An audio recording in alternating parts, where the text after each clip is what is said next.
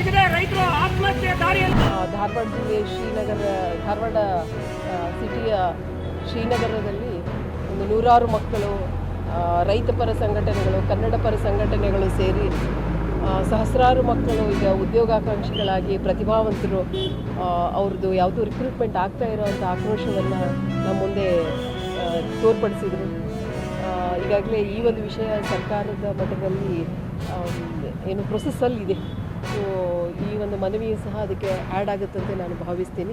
ಕೂಡಲೇ ನಮ್ಮ ಗೃಹ ಸರ್ಕಾರದ ಗಮನಕ್ಕೆ ತಂದು ಜಿಲ್ಲಾಧಿಕಾರಿಗಳು ಹಾಗೂ ನಮ್ಮ ಉಸ್ತುವಾರಿ ಸಚಿವರ ಗಮನಕ್ಕೂ ಸಹ ತಂದು ಈ ಪ್ರಕ್ರಿಯೆ ಕೂಡ ಆರಂಭ ಆಗಲಿ ಅಂತ ಹೇಳಿ ನಾವು ಎಲ್ಲ ವಿದ್ಯಾರ್ಥಿಗಳಲ್ಲಿ ಕೇಳ್ಕೊಂಡಿದ್ದೀವಿ.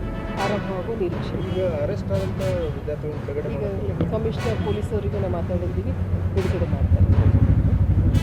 It was just A preventive measure ಅಷ್ಟೇ. ಈಗ ಸಬ್ಜೆಕ್ಟ್ ಬರುತ್ತೆ ಅದನ್ನೇ ಕೈ ಬಿಡ್ತಾರೆ ಮೇಡಮ್. ಬಿಡ್ತೀವಂತೆ ನನಗೆ ರೈತರು ಮತ್ತು ವಿದ್ಯಾರ್ಥಿಗಳು, ಉದ್ಯೋಗಾಕಾಂಕ್ಷಿಗಳು ಎಲ್ಲ ಹೇಳ್ತಾರೆ. ಇದು ಸ್ಟೇಟ್ ಡಿಸಿಷನ್ ಇರೋದ್ರಿಂದ ಅವ್ರಿಗೂ ಸಹ ಗೊತ್ತಿದೆ. ಮೋಸ್ಟ್ಲಿ ಈ ಪ್ರಕ್ರಿಯೆ ಆರಂಭ ಆಗಬಹುದು.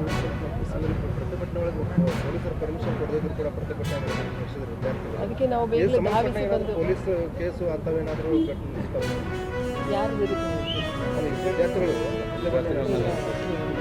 ಪ್ರಿವೆಂಟಿವ್ ಆಗಿ ಮಾಡಿದ್ದಾರೆ. Just alert.